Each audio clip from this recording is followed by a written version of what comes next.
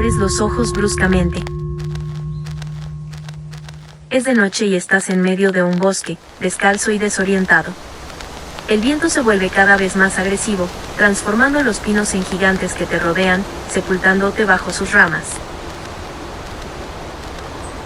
Te sientes diminuto y frágil. Las estrellas se apagan, dejando una oscuridad absoluta.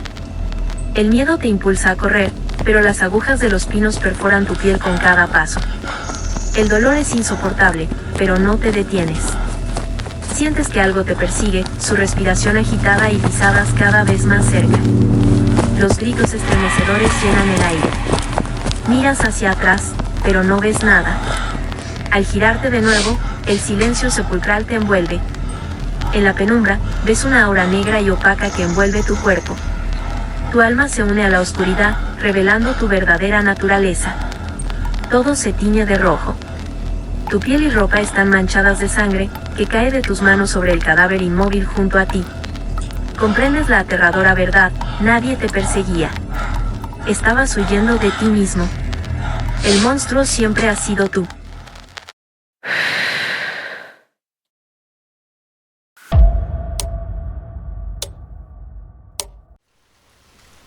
Era una lluviosa tarde de otoño. Las hojas caían al ritmo del viento dejando una paleta de naranjas y marrones que destacaba frente al cielo gris. No tenía nada que hacer ese día. Un extraño impulso me empujaba a ir a la montaña. Me subí al coche y lo arranqué dispuesto a materializar mis intenciones. Pensé que sería un buen momento para descansar un poco mentalmente, alejarme de los problemas por un instante y aprovechar para meditar con la melancólica tranquilidad que acompañaba al día. Seguía lloviendo, pero las gotas eran cada vez más débiles. Cuando llegué a la falda de la montaña, la tormenta se detuvo al instante, como si el tiempo se hubiera parado. Los árboles parecían conformar un felpudo perfecto que cubría prácticamente la totalidad del valle. La ausencia total de la influencia del hombre se confirmaba con la virginidad del paisaje. La única prueba de la existencia humana en esos momentos era mi insignificante presencia. Un relámpago me cegó por completo durante un breve lapso de tiempo. La paz momentánea quebró por completo con el estrepitoso trueno que rompió el cielo en dos con un imponente rayo. Inmediatamente después, un gran diluvio empezó a caer con fuerza. En unos pocos segundos mi ropa quedó empapada. Corrí con desesperación buscando un refugio. A unos pocos metros visualicé lo que parecía ser una pequeña capilla. Sin dudarlo, me acerqué tan rápido como pude. La puerta estaba abierta, como si me estuviera esperando. Entré con determinación y la cerré. El silencio reinaba de nuevo. La lluvia pasó de ser un ruidoso castigo a una relajante sinfonía que apenas escuchabas si le prestabas una especial atención. Miré a mi alrededor. Parecía una ilusión de mal gusto o un truco de magia muy bien hecho. El tamaño que tenía el interior del edificio no se correspondía ni de lejos con las dimensiones que se percibían a simple vista desde el exterior. Sin duda, se trata de una obra maestra de la ingeniería, pensé. Más que a una ermita se asemejaba a una catedral. Una espaciosa hilera doble de bancos de piedra formaba un pasillo hasta un preponderante altar.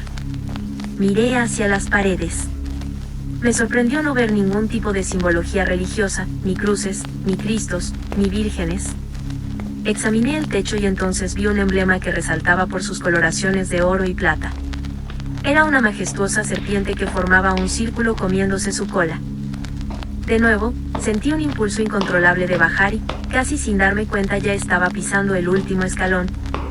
Era una habitación diminuta. Solo había un espejo ovalado y una pequeña silla de madera delante del mismo. El espejo era extremadamente limpio, no tenía ningún tipo de imperfección y la imagen se reflejaba en él con exactitud milimétrica. En ese momento, me percaté de algo. En el reflejo del espejo tenía la ropa y el pelo perfectamente secos. Decidí tocarme el pelo en un intento desesperado por negar lo innegable. Exprimí la tela de la camisa que llevaba con todas mis fuerzas. No había duda alguna, estaba calado hasta los huesos. Una sensación de terror indescriptible se apoderó de mí. Todos y cada uno de los pelos se me pusieron de punta, alertándome de un peligro que no lograba identificar. Algo iba mal. En un arrebato de irracionalidad, cogí la silla y la estampé violentamente contra el espejo. Y entonces lo vi, inmóvil frente a mí, con una mirada lúgubre y sonriendo mientras sujetaba una silla con sus manos. La sangre se me heló al comprender que ese espejo siempre había sido una fina capa de cristal.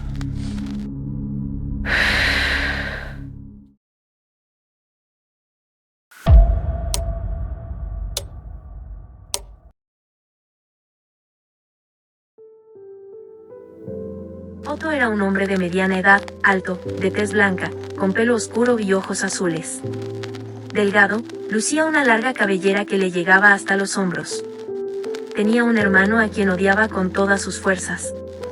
Desde que eran pequeños, su relación había sido tóxica y marcada por una extrema competitividad. Su hermano siempre era mejor en todo, tenía un trabajo bien remunerado, una esposa hermosa, y en general, una vida mucho más exitosa. Aunque sus padres nunca lo habían dicho directamente, Otto sabía que su hermano era el favorito. Otto estaba harto de la vida que llevaba. Aspiraba a mucho más de lo que poseía, creyendo que si tuviera más dinero, podría llenar el vacío existencial que lo rodeaba. Estaba casado con una esposa a quien en el fondo repudiaba, y tenían 2 hijas, a las que miraba con lástima por no poder ofrecerles las mismas comodidades que algunos de sus compañeros ostentaban con aires de superioridad. La madre de Otto falleció cuando él tenía unos 3 años y apenas conservaba recuerdos de ella. La única persona a la que Otto había querido de verdad era su abuela, quien siempre había cuidado de él cuando era pequeño sin importar las circunstancias. Su abuela era peculiar y a menudo incomprendida, pero nadie dudaba de su gran sabiduría. Su padre estaba muy delicado de salud y no tardó en morir. Como era de esperar, su hermano, quien de por sí ya era rico, heredó gran parte de su fortuna y se volvió aún más rico. Aún más rico. Otto realmente no sentía amor ni odio por su padre, sino más bien indiferencia. Nunca le había correspondido con menos de lo que le era exigible como hijo y su padre jamás se había comprometido con él más de lo que le era exigible como padre. Ambos sabían que no se querían. Entonces, recordó el peor día de su vida, el día que su abuela murió. Los recuerdos de ese acontecimiento permanecían nublados por la tristeza, pero poco a poco se fueron esclareciendo. Unas pocas horas antes de morir, casi como si fuera consciente de su inminente partida, su abuela le obsequió con su bien más preciado, su anillo. Siempre lo llevaba puesto y más de una vez le había asegurado que ese anillo era el tesoro más valioso que jamás presenciaría. Era bonito, pensaba Otto, pero seguro que había otros mucho más valiosos. El anillo era de plata, con unos acabados bien pulidos.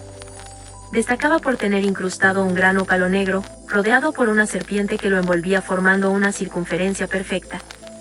Unas extrañas runas, cuyo significado jamás había comprendido, decoraban los laterales. Sin duda, debería ser bastante valioso, pero nunca había pensado en venderlo, pues se trataba del único recuerdo que le quedaba de su abuela. El aspecto del ópalo era especialmente interesante. La gema era de un color oscuro intenso y se parecía a un ojo. Tenía la extraordinaria cualidad de cambiar sutilmente de forma y coloración, pareciendo vivo, pues nunca miraba hacia la misma dirección. Mientras Otto observaba nostálgico la joya de su difunta abuela, recordó lo que ella le había contado acerca del anillo antes de morir. Las palabras de su abuela habían sido tan increíbles como descabelladas. Debía estar alucinando por la gran cantidad de fármacos que le habían suministrado para calmarle el dolor, pensaba Otto, pues de lo contrario no encontraba explicación racional alguna. Fuera como fuere, su abuela le dijo que dentro del anillo vivía un daimon, y que éste podía concederle cualquier deseo si se lo pedía en una noche de luna llena, con 2 únicas condiciones: solo se podía usar una vez y después de la petición, no había vuelta atrás. También le dijo que nunca pusiera en duda su existencia y tuviera muchísimo cuidado con lo que deseara, pues su voluntad sería llevada a cabo hasta las últimas consecuencias. Otto decidió probar su suerte. Esperó la próxima noche de luna llena para ponerse el anillo y, dejando atrás su escepticismo, le suplicó al daimon con todas sus fuerzas una única voluntad: ser el hombre más rico del mundo. Después de la plegaria, Otto se durmió bajo la tenue luz lunar que lo cubría desde la ventana de su habitación. A la mañana siguiente, nada extraordinario había pasado. Las próximas semanas no solo no mejoraron, sino que fueron de mal en peor. La cúspide de la desesperación llegó cuando Otto fue despedido de su trabajo como repartidor de paquetería. Ese día, en un arrebato de ira, se sacó el anillo y lo arrojó con fuerza contra el suelo. nada sería igual desde entonces. Los días posteriores, Otto empezó a percatarse de fenómenos muy extraños. En una ocasión, al ir al baño, notó algo inusual, entre sus excrementos percibió un pequeño cuerpo brillante. Al analizarlo, vio que tenía un aspecto metálico y un color amarillento. Preocupado, llevó el fragmento a su médico, quien al día siguiente lo llamó atónito. Se trataba de una pepita de oro. En otra ocasión, notó otra rareza: las manzanas que había comprado empezaron a tomar un tono amarillento y una consistencia cada vez más dura. Días más tarde, las manzanas eran totalmente doradas y macizas. Parecía un sueño hecho realidad. Otto vendió las pepitas de oro y pronto se compró una mansión. Ocultó a su familia el origen de su riqueza. Todo parecía ir bien, pero pronto las cosas empezaron a torcerse. Las pepitas que Otto excretaba cada vez eran más grandes, causándole un intenso dolor. También eran más variadas, ya no solo eran de oro, también había de plata, platino y paladio. Pronto solo defecaba metales. Los irregulares contornos de sus diversas superficies le rasgaban el intestino, provocándole úlceras internas que eran un tormento inaguantable. Luego empezó a expulsar piedras preciosas de todo tipo por la orilla. Diamantes, rubíes, zafiros, topacios y esmeraldas salían con dificultad, junto a una cascada de sangre y dolor. Los alimentos distintos de las manzanas empezaron a convertirse en metales. Pronto lo hicieron las verduras y después el resto de alimentos. Cada vez la transformación era más rápida. Otto podía sentir cómo los alimentos que ingería se metalizaban al momento de ser tragados, obstruyendo la tráquea y dándole serios problemas para respirar. Al cabo de una semana, el dolor que sentía al hacer actividades cotidianas como comer o defecar le provocaban un sufrimiento espantoso. No hacía falta fingir, su familia observaba impotente cómo empeoraba día tras día. Otto malgastó su fortuna en contratar a los mejores médicos del mundo, pero ninguno sabía cómo tratar esa rara enfermedad que apodaron como transmutismo humano, del que su insólito caso era el único conocido. Pronto su aspecto físico empezó a cambiar. Su pelo se aclaró hasta volverse rubio dorado. Las uñas se transformaron en cristales de cuarzo. Los dientes caninos se alargaron hasta convertirse en colmillos de marfil. El resto de sus dientes se redondearon formando una perfecta colección de perlas. Su cuerpo se veía cada vez más desnutrido, débil y pálido. Otto, completamente roto, suplicaba a alguien que nadie veía que parara la tortura, pero de nada le sirvió.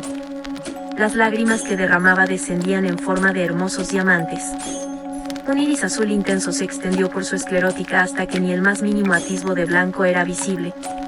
Unos ojos ciegos se escondían detrás de dos preciosos zafiros. La piel se endureció, haciéndole perder movilidad. Una dermis de porcelana relucía con un blanco fúnebre como la muerte. En un último esfuerzo para acabar con su sufrimiento, Otto ensartó sus afiladas garras para arrancar su corazón. Un corazón que cristalizó en sus manos, formando un enorme rubí. Dejó atrás a una viuda y dos hijas sin padre, herederas de una fortuna incalculable, cuya joya de la corona era la macabra estatua del hombre más rico del mundo.